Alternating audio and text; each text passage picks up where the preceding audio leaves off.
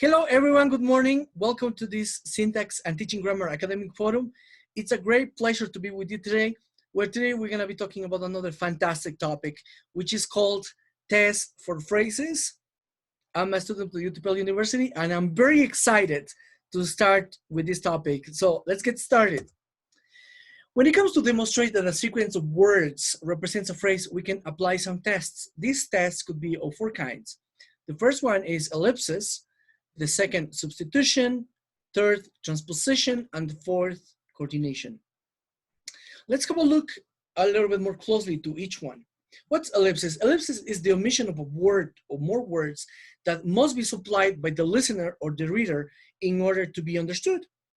It's also, ellipsis is also the quotation name, the name of the quotation of the three dots that shows the exact location of the missing word or quote.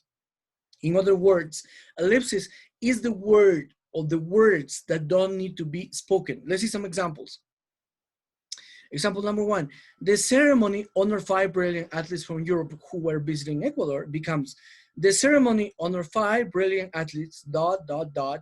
visiting Ecuador. The ellipsis here is in the three dots in where we are avoiding to say from Europe. Example number two, I was to take the north path and Josh was to take the south path. Becomes I was to take the north path and Josh the south. In here, ellipsis is doing the function of allowing us to avoid repetition without saying the word path. Example number three, it seems like a fantastic idea to me. Becomes seems like a fantastic idea. So basically here, the ellipsis is also allowing us to avoid repetition by compressing the sentence by just saying seems like a fantastic idea. Let's see example number four.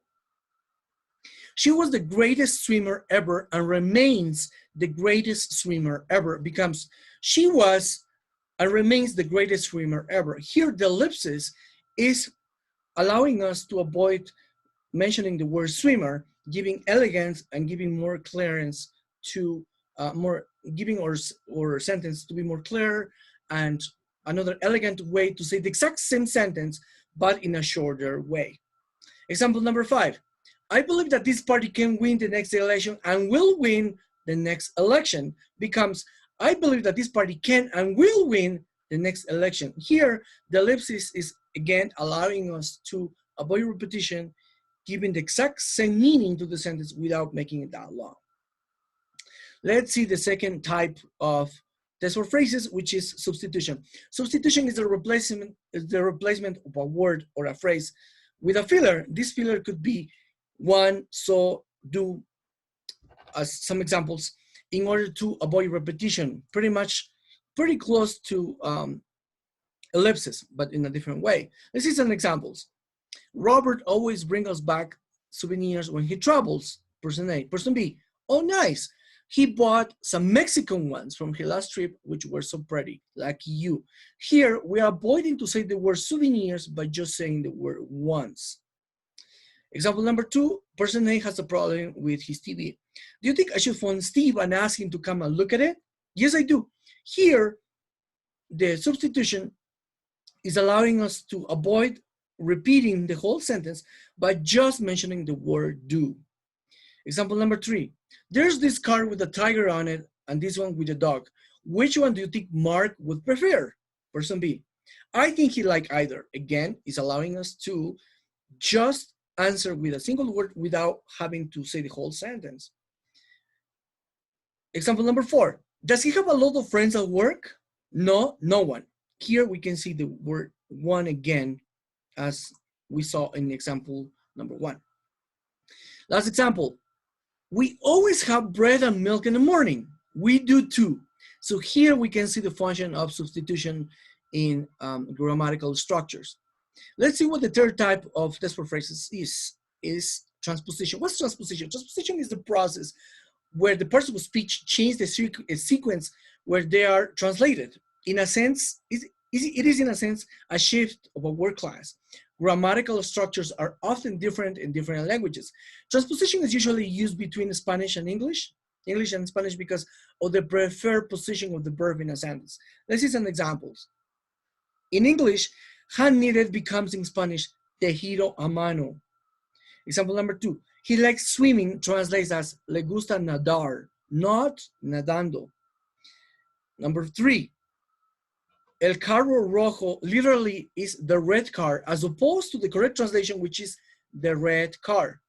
Example number 4, after he comes back translates as después que él regrese. Transported in English translation means después de su regreso. And number 5, public servants should be held accountable for the management of public goods. Translates as debe responsabilizarse a los funcionarios públicos por el manejo de los bienes públicos. So here are some examples of transportation. But in order for transportation to be used, it requires that the translator knows exactly that it is possible to replace a word category in the target language without altering the original meaning of the text. And let's go with the fourth category. The fourth category is called coordination. What's coordination? Coordination is the joining of words and phrases or clauses of the same type to give equal emphasis and importance.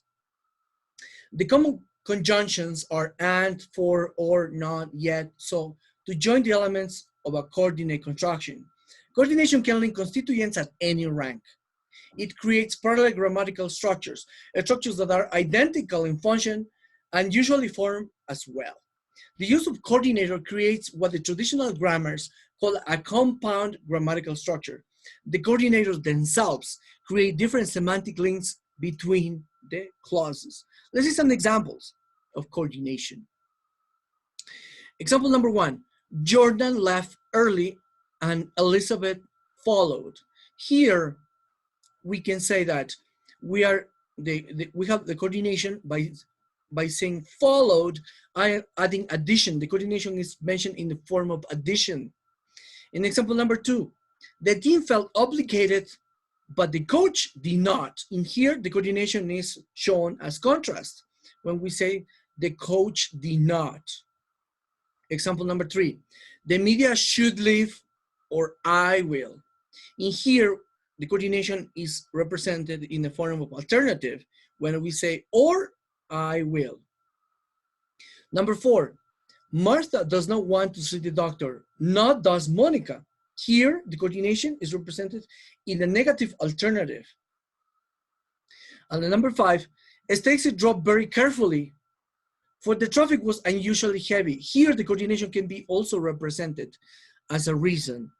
So when it comes to test of phrases, and this allows, we have these 4 kinds that, like I said, it allows us to have a better understanding, a better clearance when it comes to understanding better phrases. Like I said, it gives kind of like an organization, it gives elegance, instruction, it allows us to avoid repetition. So test for phrases does a very important function in the grammatical field.